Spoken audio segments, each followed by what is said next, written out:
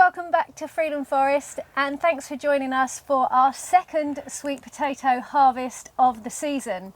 Today we're harvesting our indoor sweet potatoes, which is the variety Beauregard.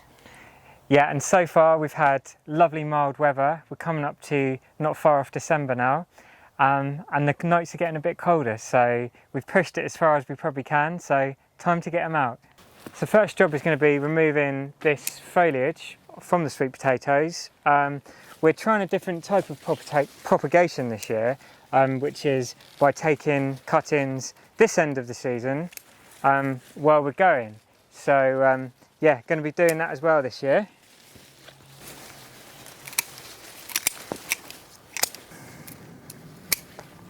So we had the Beauregard sweet potatoes planted all the way along the back edge of this tunnel, and they've been basically an evergreen ground cover to the other plants that we had here, which were melons that were climbing up on these strings you can see, and in between the melons we had these chilies, and we found it's a good way of utilising the ground space, even when growing other kind of vining plants like that, and completely suppressed all the weeds. We've had literally no weeding, maybe, I don't know, a handful of weeds throughout the whole season of growing in here. So it creates quite a dense coverage on the floor. So it's, yeah, very good.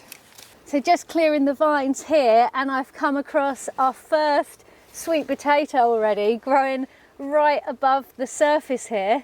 And that looks like quite a decent potato. So hopefully that is a sign of things to come. It's actually really surprising how much moisture is still around the edge of this tunnel, which must just be down to the condensation coming off the sides, because we haven't actually watered the sweet potatoes for at least a month now, I think. So yeah, that's crazy though, noticing the amount of moisture around the edges. Oh, I've spotted another potato poking its little head through. Is it a big one? Do you want to come and see? Let's have a look. It's quite exciting, isn't it? Oh wow. Yeah, they're looking good so far, aren't they? Yep. Right, come on, let's get on. I want to get harvesting. Yeah. It's going to be dark in the next, what, hour or so probably, hour and a half, so we've got to get on with this. Oh wow, that's not so good. We've had something quite big in here tunneling and making a bit of a mess.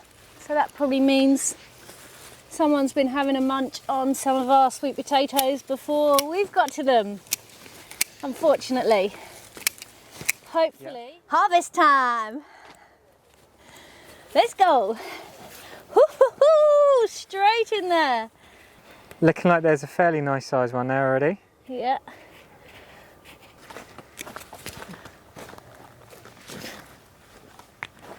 Okay, first one out, little baby. Right next door is Daddy. We've got to try and ease them out as carefully as possible. Ah, nice. That is a good looking sweet potato. Nice. Beautiful. Go. Oh, no wonder. Wow, that's nice. Look at that. That is a good potato. But look, you can see half of it, this half of it was in our compost no dig layer, and this half of it was in our clay based soil. Oh, it has got a little, oh no, I think I've damaged it a bit getting it out there, but that should seal up and store good. So first one then we got... But that is exactly why we don't like to use tools. That is why we use our hands as much as possible, because getting it out, I've damaged it already. But yeah, it's only a little wound, it'll heal up. All right, next couple of plants then. Got to say, it's quite nice having the extra warmth of being in here today and not having such wet soil and wet hands. Although I'm still getting covered just kneeling in the dirt, because I always forget my kneeling pad. Right, wow. Oh, that's a nice size one, isn't it? It's a nice size. That's beautiful. And this is why we love the Beauregard variety, because they do seem to give us a really good yield when we grow them undercover. We didn't have so much luck with them growing them outdoors, but undercover they are very productive. It's lovely, look at that.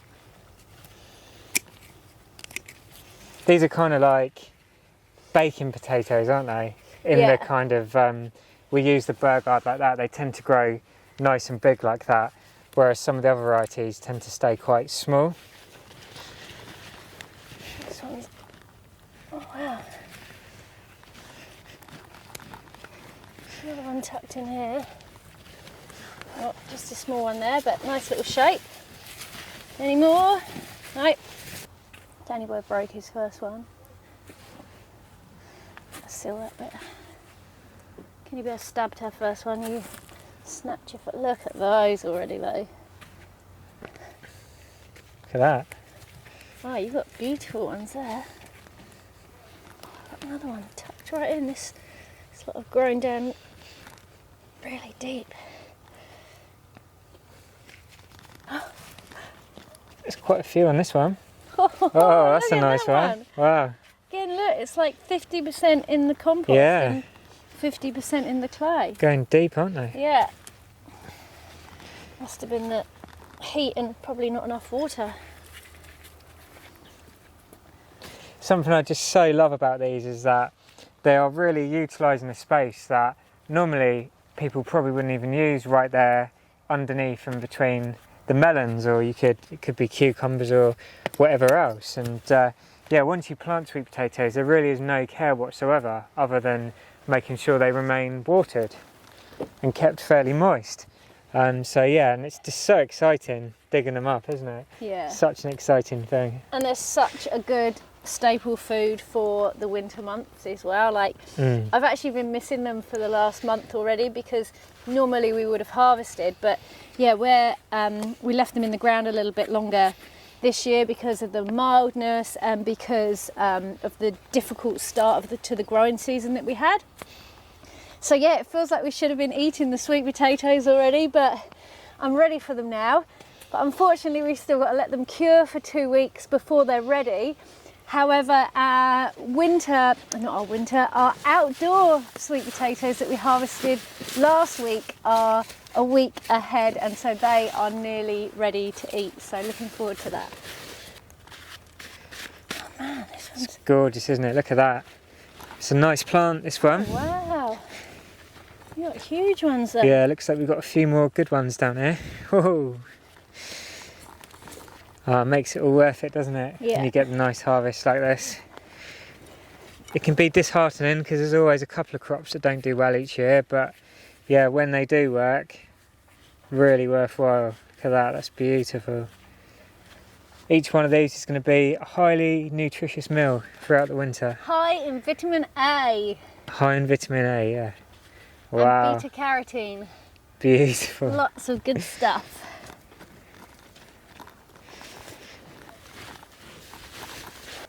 So this is really interesting. This one I've just pulled out now. It was really deep down in the soil. You can see only that much was in the compost, and all of this was down in our clay soil, but it's actually covered in mycelium. Oh yeah. You can see all that. I'm not sure. I think this one, I wonder whether it's starting to go a bit soft or something.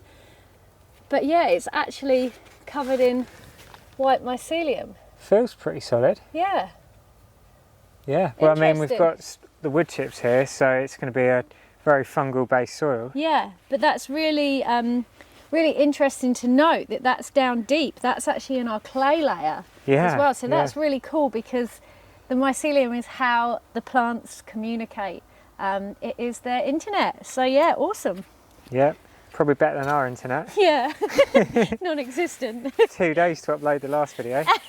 Maybe we should ask the mycelium to do it. Yeah. Right, next one along here. Something's had a little bite of this one. Someone's been having a little chew on this one that was on the surface. This one's completely exposed already. Looks like a nice long one though. So let's see what's going on down here, shall we? It's quite exciting. Yeah, I'm quite happy about that, to see that they've still been getting some moisture here coming in, probably from the condensation like Laurie said, because I was a bit worried because we haven't watered these for quite a while now, and we've had some nice warm temperatures this month. So oh, look at that. Nice, nice. They're quite long on this one. Oh.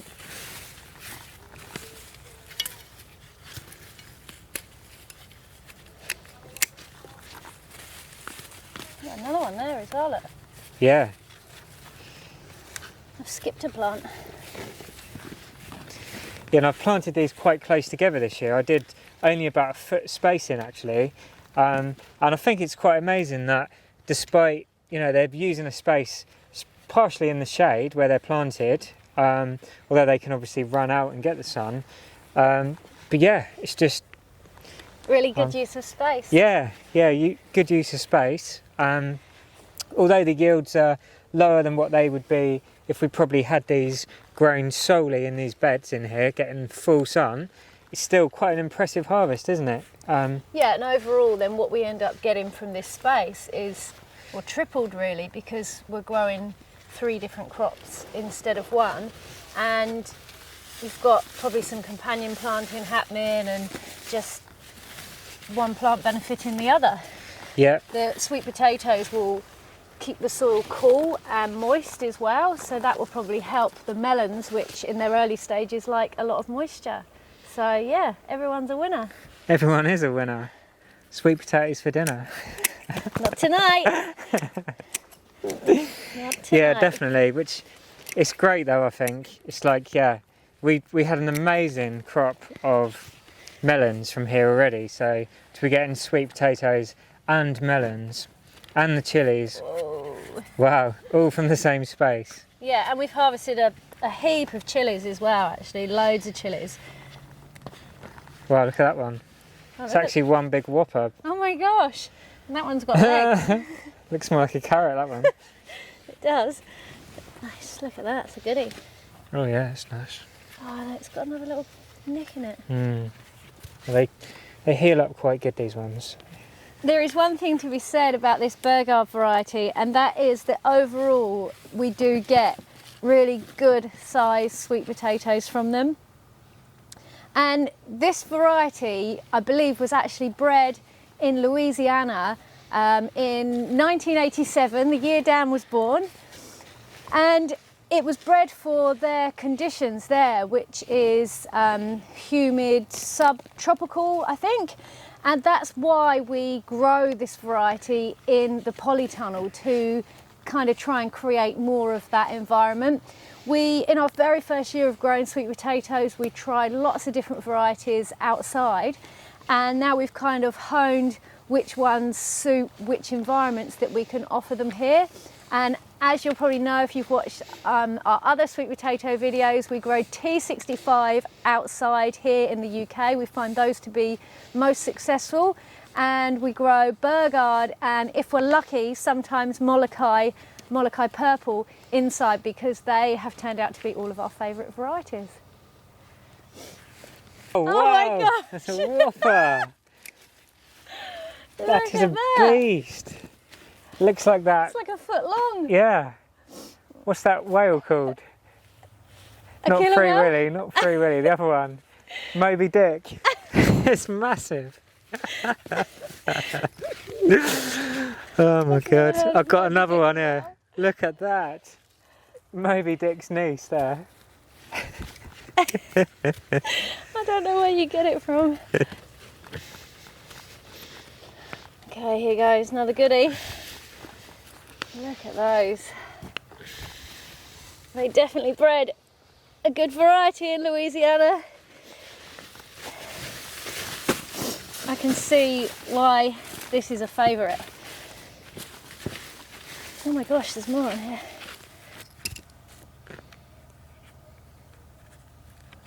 Oh, broke that one. It's bigger than I thought. I think that's it from this plant.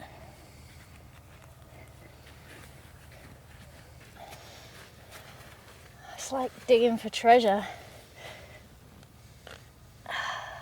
Yes. They just are all such good size.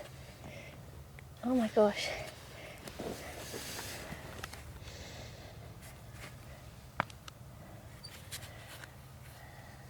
A few little, here look, these are the little holes that we're finding in quite a few of them this year. I don't know if you can see that.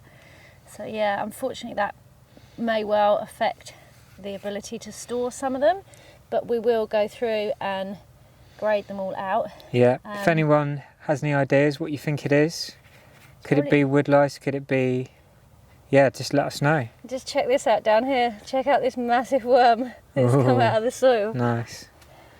Better cover you up, wormy. Sorry to disturb you. Yeah, sorry my friend. You go back in and... Yeah, last couple of plants then of this season. It's going to be sad now they're out, but it's going to be great. Oh look, we've had some more munching going on there. Yeah, this is the corner. It's had a big bite out of it. This is the corner where we've had some friends in. They're quite resilient though, and they heal up very well. See, that one's already completely healed up, so it's still all right. It looks like they've done it a little while ago because yeah, all of these have been chewed and healed. But that goes to show that they were obviously all formed up, so we could have harvested them quite some time ago. Yeah. It's a good thing to remember. Still some nice size down there though. Wow, yeah. Even though the top's gone. That's the thing, like often you think you're doing the plants a favour by leaving them in the ground longer, giving them more growing time. But unfortunately, sometimes that does just leave them more susceptible to pest and insect damage, which is something we're learning each year. We do tend to favour like storing our crops in the ground for as long as possible because that kind of makes things feel fresher, and because we don't have as many storage facilities as we need here really at the moment. So yeah, we do tend to leave crops in, but we are starting to realise that in some cases that's not always the best idea, but you know, every year is different, so who knows. So what we'll do with this harvest now is actually leave it in the polytunnel in these crates for a couple of days so that the soil and compost dries out a little bit. But where the nights are getting colder, what we're going to do to make sure the crop stays warm is just get some sheets of cardboard and lay them over the top of these crates for the night time to keep them all snuggled up, and then we'll take them off during the day so they can get any sun rays on their skin and helping dry them off and start the curing process. After that, we'll bring them into the warm and fully cure them for a couple of weeks. Alright guys, well that is our crop of Beauregard for this year, and that's from one 50-foot length, as I mentioned earlier, grown in combination underneath the melons with chilies next to it, utilising a space that we probably wouldn't normally use as well. Yeah, three crops from one space, so that is awesome. And another thing that we are noticing as we grow all of our crops for longer, but particularly with the sweet potatoes, we're noticing that this variety, the Beauregard, seems to have less of the potato rot that we notice sometimes. But this variety has got more bug holes in it. Now, whether it's just this year or whether it's to do with the breeding, but the T65 variety get a lot less bug issues, but they do get a little bit more of the rot that we see in them. So it's another great example why it's really important to grow a diversity of crops and varieties, because then you safeguard yourself on so many levels and make sure that you get a good harvest. Definitely. Well, we'd like to thank you as always guys for checking in with us and seeing what we've been up to, and please do subscribe if you're not already, and press like if you enjoyed watching this video. And leave us a comment down below because we love hearing from you. We do. Take care. Peace and plants. Peace and plants.